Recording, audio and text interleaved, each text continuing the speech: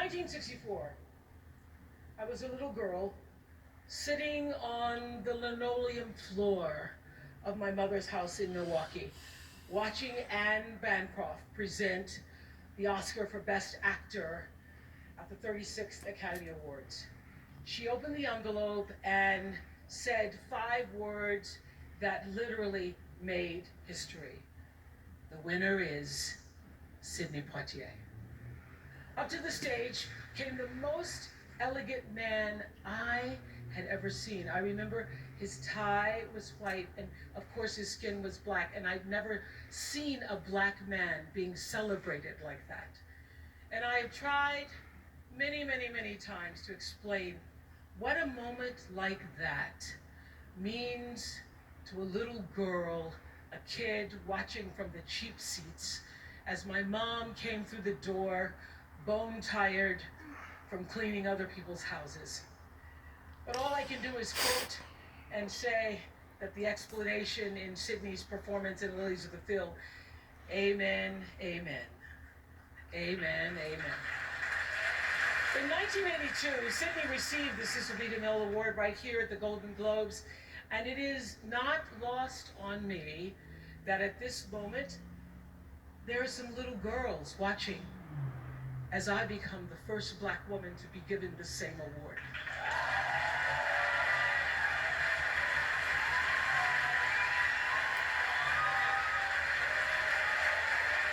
It is an honor. It is an honor, and it is a privilege to share the evening with all of them, and also with the incredible men and women who've inspired me, who've challenged me, who've sustained me, and made my journey to this stage possible. Dennis Swanson, who took a chance on me for AM Chicago. Quincy Jones, who saw me on that show and said to Steven Spielberg, yes, she is Sophia in The Color Purple. Gail, who's been the definition of what a friend is, and Stedman, who's been my rock, just a few to name.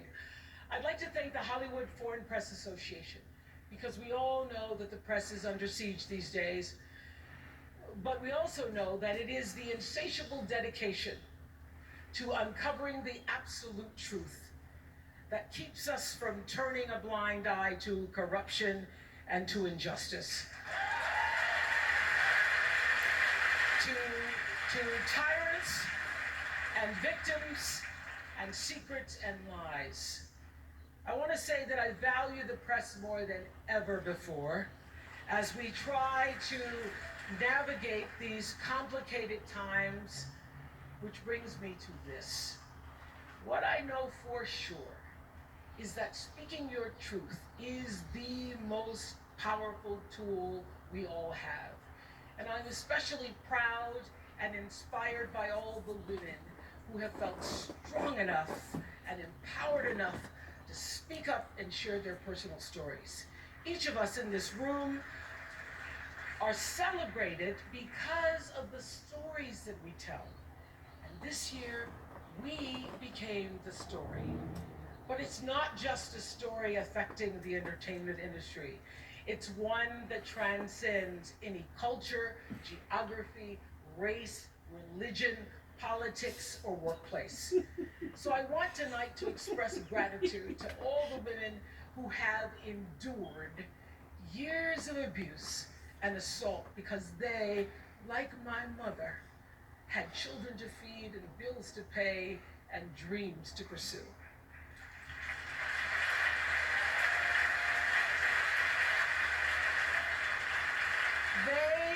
They're the women whose names we'll never know. They are domestic workers and farm workers. They are working in factories, and they work in restaurants, and they're in academia and engineering and medicine and science. They're part of the world of tech and politics and business. There are athletes in the Olympics, and there are soldiers in the military. And there's someone else, Reese Taylor. A name I know, and I think you should know too. In 1944, Reese Taylor was a young wife and a mother. She was just walking home from a church service she'd attended in Abbeville, Alabama, when she was abducted by 6 armed white men, raped and left blindfolded by the side of the road, coming home from church. They threatened to kill her if she ever told anyone. But her story was reported to the NAACP, where a young worker by the name of Rosa Parks became the lead investigator on her case. And together they sought justice. But justice wasn't an option in the era of Jim Crow. The men who tried to destroy her were never persecuted. Recy Taylor died 10 days ago, just shy of her 98th birthday. She lived, as we all have lived, too many years in a culture broken by brutally powerful men. For too long, women have not been heard or believed if they dared to speak their truth to the power of those men.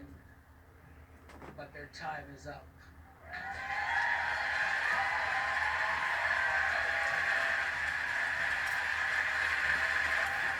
Their time is up.